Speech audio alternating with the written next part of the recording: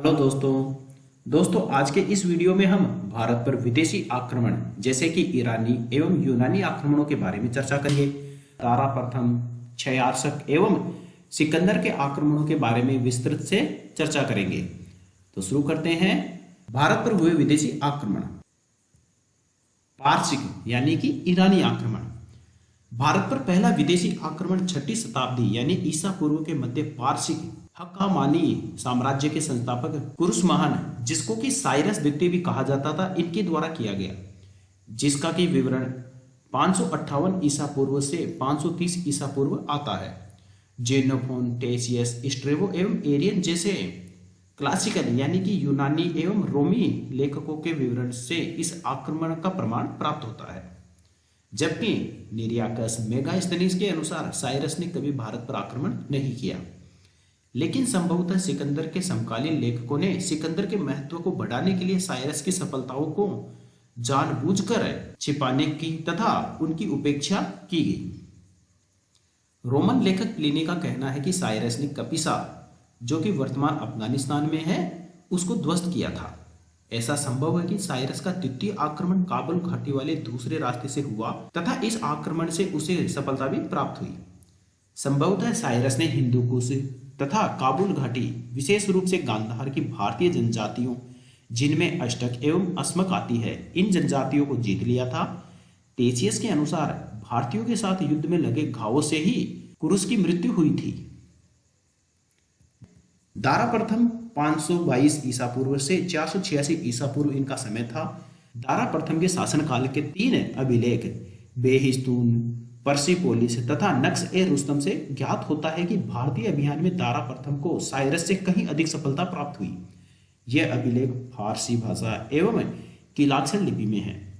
बेहिस्तून अभिलेख 519 ईसा पूर्व में लिखा गया था, जिसमें दारा प्रथम के साम्राज्य के 23 प्रांतों का उल्लेख है। इसमें सतगु, जिसे सप्त सिंधु कहते हैं, वह गद्दर, जिसे गांधार, हरवती, अराकोसिया एवं दक्षिण पूर्वी मक्का, जो वर्तमान में बलोचिस्तान का मकरान तट है, उसका भी उल्लेख प्राप्त होता है। पर्सिपोलिस हमदान अभिलेख, नस्क-ए-रुस्तम अभिलेख के द्वारा गदम के साथ युद्ध का उल्लेख मिलता है। इन अभिलेखों के साक्ष्य से पता चलता है कि 518 से 515 ईसा पूर्व के मध्य दारा प्रथम ने गांधार एवं सिंधु नदी घाटी पर विजय प्राप्त की। इसी प्रकार दार्य बहु यानी दारा प्रथम ही स्पष्ट रूप से प्रथम सफल विदेशी आक्रमणकारी था। स्पष्ट होता है कि गांधार, कंबोज, पश्चिमी पंजाब एवं पूरा सिंध अर्थात सिंधु नदी के पश्चिम का क्षेत्र दारा प्रथम के अधिकार में था। इसकी पुष्टि इतिहास के पिता हेरोडोटस के विवरण से भी मिलती है। साथ ही भारत को दारा के साम्राज्य का 20वां प्रांत भी माना गया है। कहते हैं कि दारा को इससे संपूर्ण राजस्व का 3रा भाग प्राप्त होता था, इसलिए यहाँ की जो आबादी थी वह बहुत अमीर थी। यह भी कहा जाता है कि दारा प्रथम ने 517 ईसा पूर्व में अपने नौसेना अध्यक्ष स्काइलैक्स के नेतृत्व में एक जहाजी बेड़ा सिंधु नदी मार्ग की खोज के लिए भेजा था, और यह बेड़ा केस्पाटेरस नगर यानी कि जो वर्तमान गंधार में स्थित है, इसकी पूर्व की ओर से रवाना हुआ तथा समुद्र हिंद महासागर तक जा पहुंचा था। ऐसा विवरण हेरोडोटस के वृत्तांतों से हमें प्राप्त होता है। इसी प्रकार दारा के विजयों ने समस्त सिंधु घाटी को एकता के सूत्र में आबद्ध कर भारत को संपूर्ण पाश्चात्य जगत से जोड़ दिया था। ऐसा विवरण भी कई जगह हमें प्राप्त होता है। बात करते हैं क्षयार्षक यानी जर्कसीज के आक्रमण का। जर्कसीज 486 ईसा पूर्व से 465 ईसा पूर्व में थे। क्षयार्षक ने अपने पैतृक साम्राज्य को अक्षुण्ण रखा। पर्सिपोलिस से प्राप्त क्षयार्षक के एक अभिलेख में भारत के 3 प्रदेश गांधार, सतगु, सिंध का स्पष्ट उल्लेख मिलता है। ईरानी देवता की इच्छा के अनुसार उसने देवताओं के मंदिर गिरवाकर पूजा अर्चना पर रोक लगाने के आदेश दिए तथा ऋतम की पूजा करने पर विवश किया। यूनान के खिलाफ हुए युद्ध में उसने भारतीय प्रदेशों गांधार व सिंधु से सैनिकों की भर्ती की थी। हेरोडोटस के अनुसार भारतीय सैनिकों के वस्त्र सूती थे, उनके कंधों पर धनुष, बांस की कमानियां एवं लोह फलक के तीर थे। हेरोडोटस भारतीय सैनिकों के सूती वस्त्रों से बहुत अधिक प्रभावित हुआ था। क्षयार्षक, जो कि प्रथम विदेशी शासक था जिसने अपनी सेना में भारतीयों को भर्ती किया था, ऐसे विवरण हमें कई जगह प्राप्त होते हैं। क्षयार्षक की मृत्यु के विषय में कहा जाता है कि उसके उत्तराधिकारी, जो कि अर्तजर्कसीज था, इसका समकालीन इतिहासकार हेरोडोटस था। हेरोडोटस को इतिहास का पिता भी कहा जाता है। जर्कसीज यानी 66 के समय में पर्सिपोलिस के दक्षिणी मकबरा अभिलेख में अंकित है कि भारत उन प्रदेशों में जो पारसिक सम्राट को कर देते थे शामिल थे। अंतिम पारसिक सम्राट दारा तृतीय था। उसके समय सिंधु घाटी के पश्चिमी भारतीय प्रदेशों से सैनिकों की भर्ती होती रही थी। एरियन के अनुसार दारा तृतीय के आह्वान पर यूनानी सम्राट सिकंदर के विरुद्ध आरबेला के युद्ध में सिंध के समीपवर्ती क्षेत्रों से सैनिकों ने उसकी मदद की थी। ऐसे विवरण 331 ईसा पूर्व के प्राप्त होते हैं। इसी युद्ध में सिकंदर ने दारा तृतीय को बुरी तरह परास्त किया तथा भारत से पारसिक आधिपत्य यानी ईरानी आधिपत्य को पूरी तरह समाप्त कर दिया था। आगे बात करते हैं यूनानी आक्रमण की। यूनानी आक्रमण यानी कि सिकंदर के आक्रमण।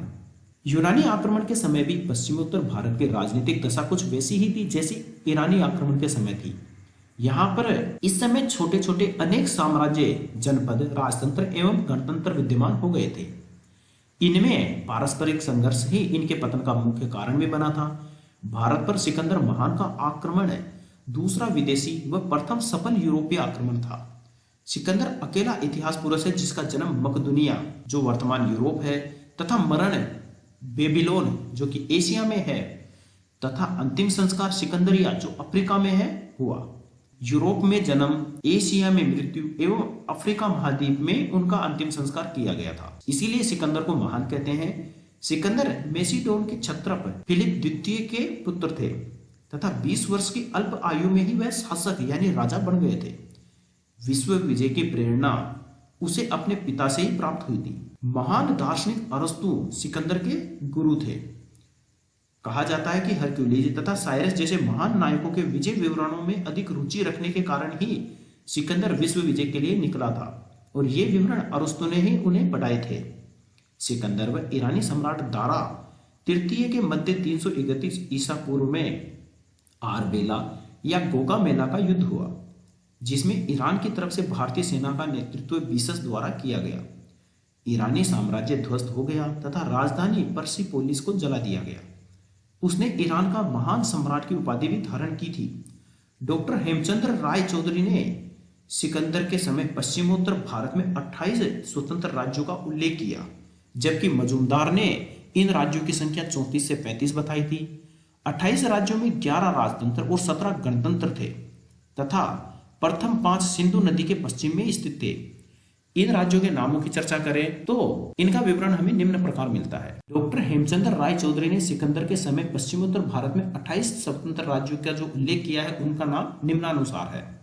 सबसे पहले आस्पेसियन जो कि अस्मक था, यह सिंध के पश्चिम में स्थित था तथा काबुल के उत्तर में। गुरेंसक गोरी प्रदेश, यह अस्मकों व अस्वकों के मध्य स्थित था। अस्केनोज, यह स्वात घाटी में स्थित था। इसकी राजधानी मेगासा थी। नीसा काबुल व सिंध नदियों के मध्य में स्थित था। प्यूकेलाइटिस, इसे पुष्करावती भी कहते थे। प्यूकेलाइटिस पश्चिमी गांधार में स्थित था जो कि वर्तमान में पेशावर में स्थित है। तक्षशिला उस समय शिक्षा का बहुत बड़ा केंद्र था जो कि एक राज्य भी था। तक्षशिला के लिए कहा जाता है कि इसकी स्थापना महाराजा तक्ष ने की थी। तक्षशिला उस समय सिंधु व झेलम के मध्य स्थित था जो कि वर्तमान में रावलपिंडी में आता है। अरसेक्स, जिसे उर्सा भी कहते हैं, यह पूर्व में कंबोज का एक भाग था। वर्तमान में जो हाजारा नामक स्थान है वहां पर यह स्थित था। अभिसार झेलम व चिनाब के मध्य स्थित था। यह प्राचीन कंबोज का एक भाग था। पुरु राज्य, यह झेलम व चिनाब के मध्य स्थित था। स्ट्रेबो नामक महान कवि ने कहा है कि इसके अंदर लगभग 300 नगर थे। ग्लोग निकाय प्रदेश, यह चिनाब नदी के पश्चिम में स्थित था। गांधारिस चिनाब व रावी नदी के मध्य में। गांधार राज्य का पूर्वी भाग पौरव के भतीजे पर पुरु का शासन था। अद्रेस्ताई, यह रावी नदी के पूर्व में स्थित था। इसकी राजधानी पिंपरमा थी। कथाई, जिसे कटके नाम से जाना जाता था, यह झेलम व चिनाब के मध्य स्थित था। कठ की राजधानी सांगल थी। सोफाइटस, इसे सोभूति का राज्य भी कहा जाता था। झेलम का तटवर्ती राज्य था। यह राज्य नमक उत्पादन के लिए प्रसिद्ध था। यहाँ अपंग व स्वस्थ बच्चों में भेद के लिए अधिकारी नियुक्त थे। यहाँ के शासक ने धर्म नामक सिक्के प्रचलित किए थे जिन पर यूनान में सोफाइटिस अंकित है। कर्टियस ने सोबूती राजा व सिकंदर के मध्य हुए नाटकीय संवाद का विवरण भी किया था। फेगेलस, यह रावी व ब्याज नदियों के मध्य था, इसे फेगेला भी कहते थे। सिबोई, सिबोई झेलम व चिनाब नदियों के नीचे शोरकोट क्षेत्र में स्थित था। आकल सोई, यह प्रदेश सिवी का पड़ोसी राज्य था। ओक्सीड्रकाई, यह व्यास नदी के तट पर स्थित था। मल्लोई नामक स्थान रावी नदी के दोनों तटों पर स्थित था। मालवों व क्षुद्रकों ने संगठित रूप से सिकंदर का बड़ा प्रतिरोध किया था। एरियन द्वारा लिखित एनाबेलिस ऑफ एलेक्जेंडर में मल्ल के किले पर सिकंदर के आक्रमण का बड़ा ही सुंदर और विचित्र विवरण प्राप्त होता है। आबस्ट नोई, यह चिनाब व सिंधु नदी के संगम पर ऊपरी प्रदेश में स्थित था, इसे अम्बष्टक भी कहते थे। जबकि जारथ्रोई नामक राज्य, जिसे छत्री कहते हैं, यह चिनाब और रावी नदी के मध्य में स्थित थे। ओसेडियोई, जिसे वसाती भी कहते हैं, यह चिनाब के तटवर्ती क्षेत्रों में स्थित था। सोद्राई, यह प्रदेश तथा मसोई प्रदेश दोनों ही उत्तरी सिंध के क्षेत्र में स्थित थे। मेसिकेनस, यह आधुनिक सिंध का बहुत बड़ा भाग स्थित था। ओक्सिकनोस, यह सिंध के लरकाना नामक जो क्षेत्र है वर्तमान में वहां पर स्थित था। संबोस, यह मेसिकेनस या मूसी के पड़ोसी और शत्रु राज्य थे। पटलेन, यह सिंधु नदी के डेल्टा में स्थित था, जिसकी राजधानी पाटल थी। यूनानी लेखकों के अनुसार यहाँ स्पार्टा के साम्राज्य के द्विराज प्रथा स्थित थी। अकामानी साम्राज्य के विनाश के बाद में सिकंदर ने बल्ख में अलेक्जेंड्रिया यानी आधुनिक कंधार नामक नगर की स्थापना की। बल्ख से काबुल के मुख्य मार्ग से होते हुए सिकंदर ने खैबर दर्रे से हिंदुकुश पर्वत को पार किया था। यहाँ से सिकंदर के सबसे निकटवर्ती प्रदेश निकेया था, जहां वह पहुंचा। यहाँ पर सिकंदर को तक्षशिला का राजा आम्भी ने बहुमूल्य उपहार दिए व 25 हाथी भेंट किए थे तथा उसकी अधीनता स्वीकार करी तथा सहायता के लिए पूर्ण आश्वासन दिया। किसी भी भारतीय नरेश के द्वारा अपने देश के प्रति विश्वासघात किए जाने का यह पहला लिखित उदाहरण प्राप्त होता है। इसके अतिरिक्त पुष्कराती के संजय, काबुल के कोफायस, अश्वजीत ने भी सिकंदर की अधीनता स्वीकार कर ली थी तथा सिकंदर को सहायता का आश्वासन दिया था।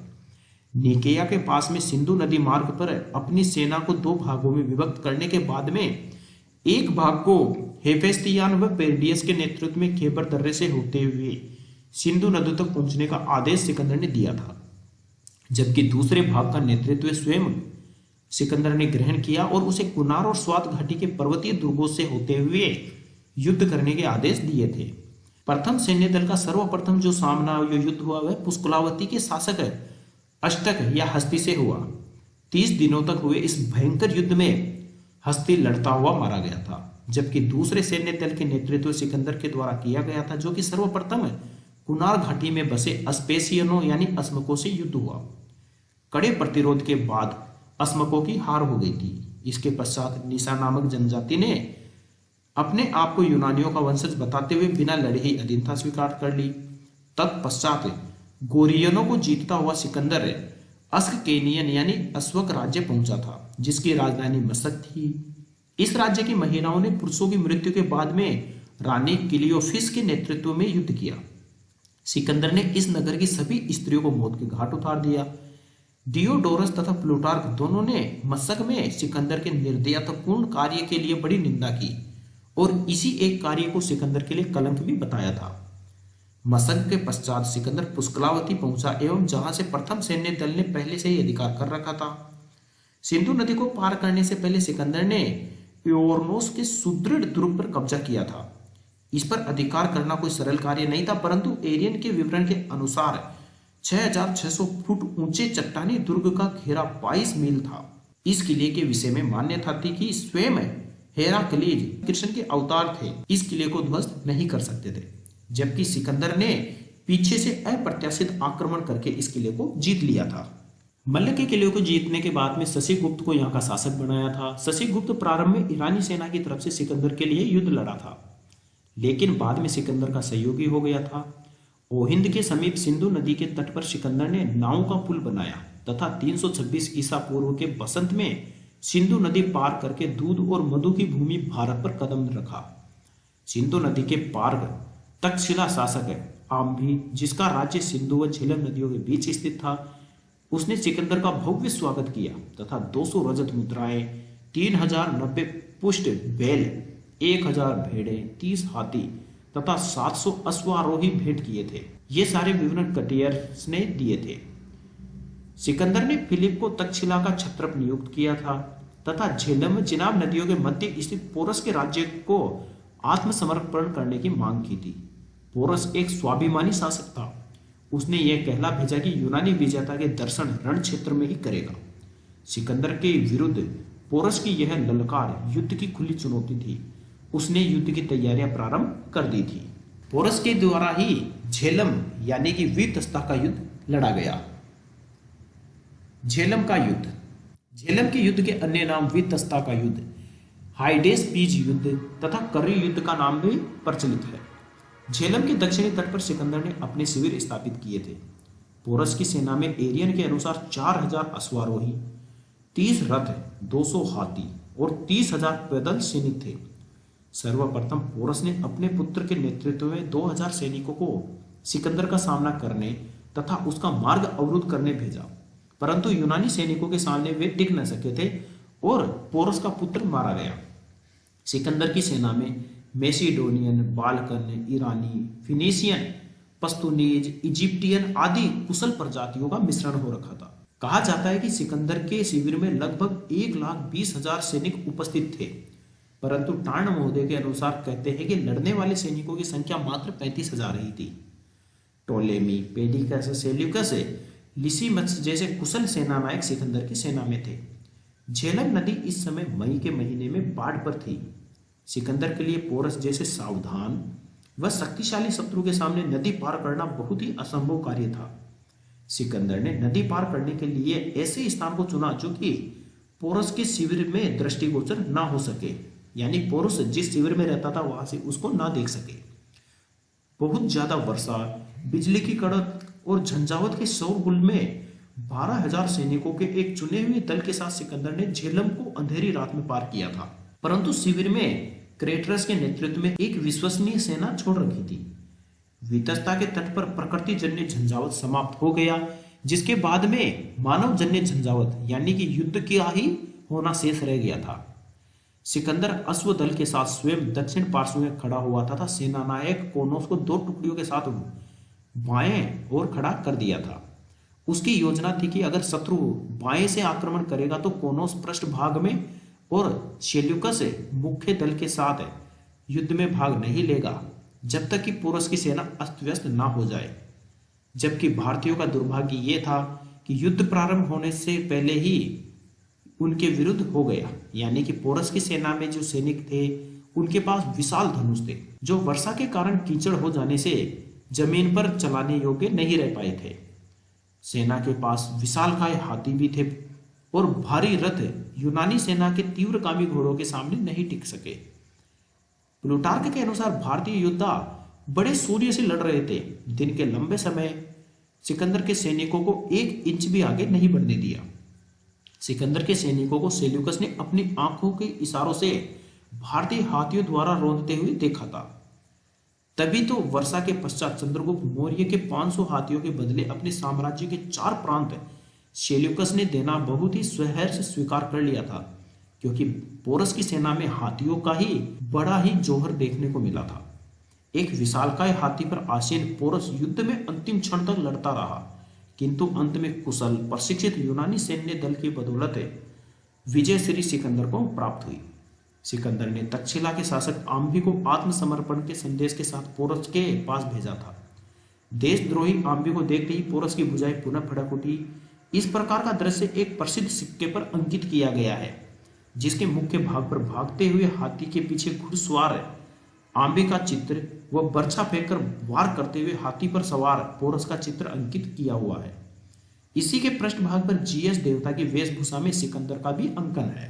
पोरस के मित्र मेरूस के प्रयास से पोरस आत्मसमर्पण के लिए राजी हुआ तथा अपने आप को यूनानी सेना के हवाले कर दिया था।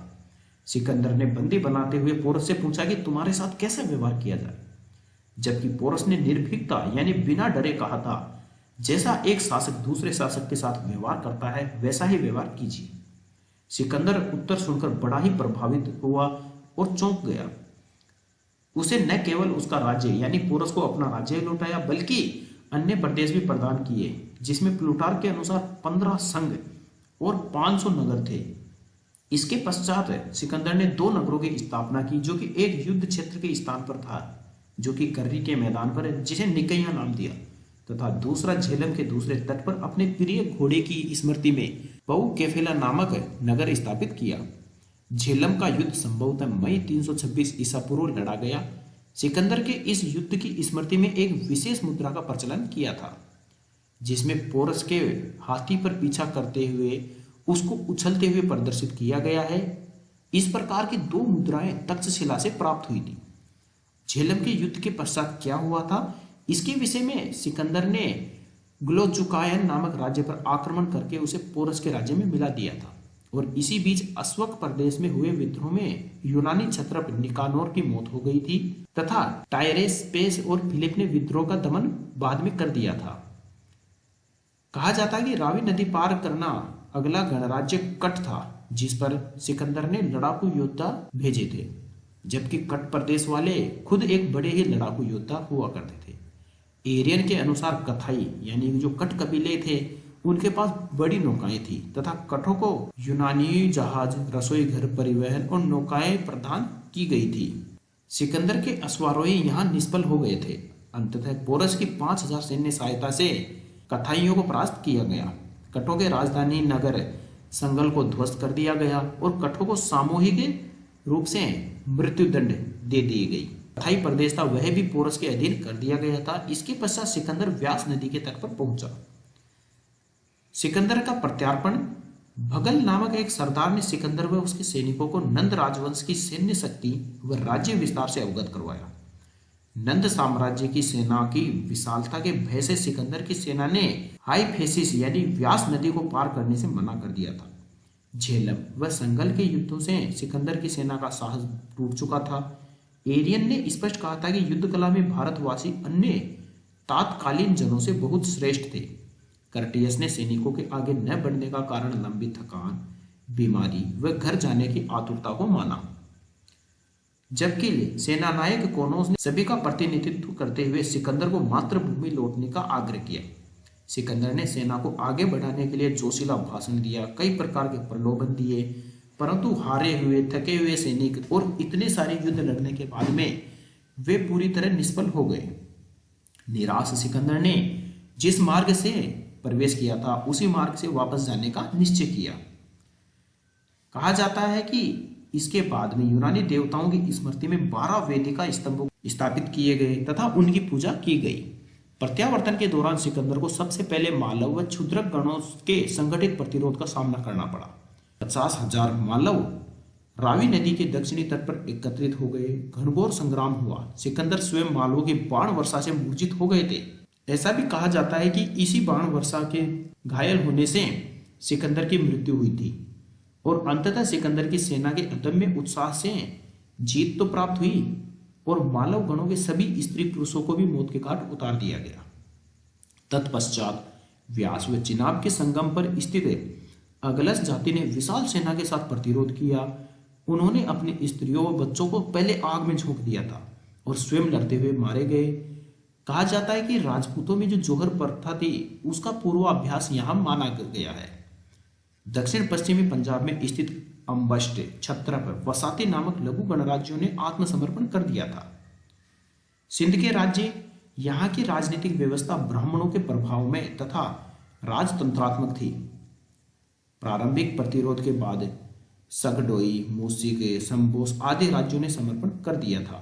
निचली सिंधु घाटी में ब्राह्मणों का शक्तिशाली राज्य था। उन्होंने सिकंदर का सबसे प्रबल प्रतिरोध किया तथा राष्ट्रीय धर्म का आह्वान करते हुए जिन शासकों ने सिकंदर की अधीनता स्वीकार की उनको देशद्रोही घोषित कर दिया था, जिसके फलस्वरूप मूसिगनोस और ओक्सिनोस ने यूनानी दासता का जुआ उतार फेंका। परंतु सिकंदर के तूफान के आगे सभी परास्त हो गए थे। अंत में सिकंदर सिंधु के तट पर पाटन राज्य पहुंचा। डियोडोरस के अनुसार यहाँ द्वे राज्य शासन प्रणाली यानी 2 प्रकार का शासन, जैसे केंद्र और राज्य होता है उसी प्रकार का शासन यहाँ देखने को मिला। यहाँ बुजुर्गों की सभा, कुल वृद्धों की सहायता से 2 वंशानुगत राजा शासन करते थे। यहाँ एक नई छत्रपी गठित करके फितौन को वहां का छत्रप नियुक्त किया था। यहाँ पर सिकंदर की अंतिम विजय थी। ईसा पूर्व 325 सितंबर माह में जेट्रोसिया, जो कि वर्तमान बलूचिस्तान मकरान में है, उसके रेगिस्तान में अपनी गृह यात्रा प्रारंभ सिकंदर ने कर दी थी। निरियाकस की अध्यक्षता में सेना के दूसरे भाग को सिंधु के मुहाने तट के साथ साथ फारस की खाड़ी में नौसैन्य बेड़ा ले जाने का उन्होंने आदेश दिया था। 323 ईसा पूर्व में बेबीलोनिया में मस्तिष्क ज्वर के कारण सिकंदर की मृत्यु मानी गई, जबकि कई लेखकों ने और कई इतिहासकारों ने यह कहा था कि मालव सेना के बाणों से घायल होने से ही सिकंदर की मृत्यु हुई थी। सिकंदर के आक्रमण के प्रभाव। सिकंदर लगभग 19 माह भारत में रहा। एच.सी. राय चौधरी के अनुसार जिस प्रकार वेलेक्स के नेतृत्व में इंग्लैंड संगठित हुआ, उसी प्रकार सिकंदर के आक्रमण से भारतीय एकता को बड़ा बल मिला। एरियन के अनुसार सिकंदर ने पश्चिमोत्तर को 6 भागों में विभक्त किया था, 3 सिंध के पश्चिम की ओर तथा 3 इसके पूर्व की ओर। 3 पश्चिमी भाग पर यूनानी और 3 पूर्वी भाग भारतीय थे। सिंध के उत्तर पश्चिमी भाग का पहला छत्रप निकानोर तथा उसकी हत्या के बाद फिलिप छत्रप बनाया गया था। सिंधु व झेलम के बीच का भाग तक्षशिला के शासक आम्बी के अधीन। झेलम नदी का पूर्वी भाग सबसे बड़ा प्रांत था जो पोरस के नियंत्रण में था, और सिंध नदी का निचला भाग जहां छत्रप पिथोन नियुक्त किए गए थे। जिस प्रकार पूर्वी भारत की एकता में महापदम नंद चंद्रगुप्त मौर्य का अग्रज था, उसी प्रकार उत्तर पश्चिमी भारत की एकता में सिकंदर ही चंद्रगुप्त मौर्य का अग्रज था। एच.सी. राय चौधरी के अनुसार यह कथन कहा गया था। सिकंदर के आक्रमण का दूसरा प्रभाव यह हुआ कि उत्तरापथ में अनेक यूनानी उपनिवेश नगर स्थापित हुए, जिसमें पेरोपामिडाइस, झेलम के स्थित बुकेफाला, पोरस के साथ युद्ध के स्थान पर निकाय नगर बनाया गया, चिनाब और सिंधु के संगम पर अलेक्जेंड्रिया नगर बनाया, पंजाब की नदियों के संगम पर अलेक्जेंड्रिया का तीसरा नगर बसाया गया था।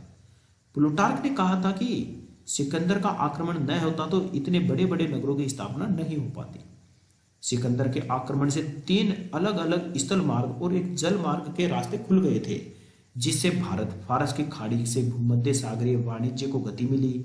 सिंधु नदी को नाव्य बनाकर अपने पदाधिकारी निरियाकस द्वारा मकरान तथा फारस की खाड़ी की परिक्रमा करवाकर उसे विश्व के भौगोलिक ज्ञान में वृद्धि करवाई।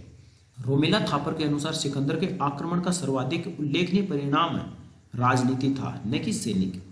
सर्वाधिक महत्व की बात तो यह थी कि वह अपने साथ कुछ ऐसे यूनानियों को लाया जिन्होंने भारत के विषय में अपने विचारों को लिपिबद्ध किया।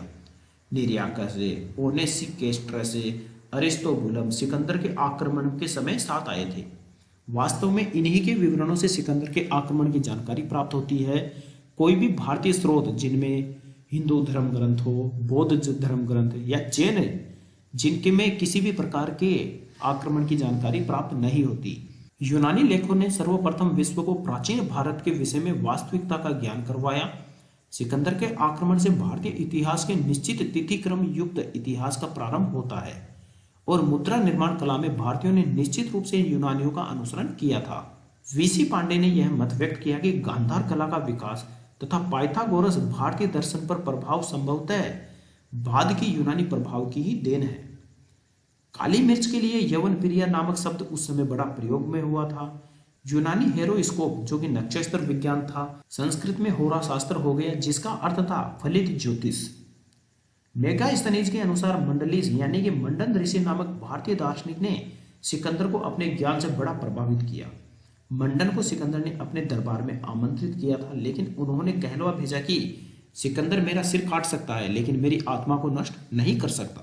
सिकंदर एक भारतीय दार्शनिक जिसका नाम कालानास या कल्याण था, उसको अपने साथ ले गया, जो कि बाद में काबुल में ही समाधिकरण हो गए थे।